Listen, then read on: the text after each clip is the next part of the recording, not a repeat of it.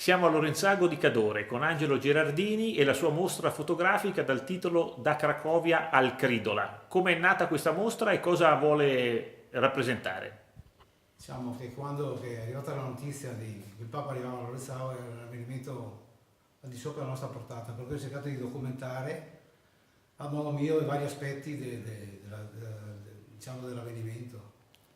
Quindi tu sei arrivato prima del Papa, hai visto cosa stava facendo il paese per prepararsi a questo grandissimo evento. Sì, praticamente ho cercato di documentare i vari lavori, soprattutto per quanto riguarda il volontariato e i vari aspetti, diciamo, dei lavori in corso sulla chiesa, il campanile, sui vari aspetti. Quindi è un omaggio a tutte quelle persone che si dettero da fare per far trovare a Papa Giovanni Paolo II il paese nella miglior condizione possibile. Sì, in maniera che il Papa fa almeno una bella figura rispetto a un personaggio così, insomma. Qual è la foto a cui sei più affezionato? Ma diciamo in particolare forse a questa qua, i volontari.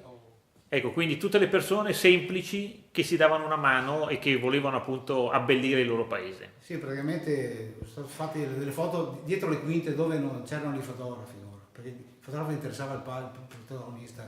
Invece ho cercato di fotografare le persone comuni, le persone che girano per la piazza.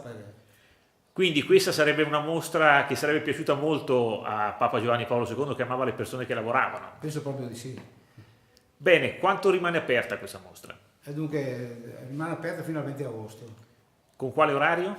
Dunque la mattina dalle 10 a mezzogiorno e la sera dalle 9 alle 10:30.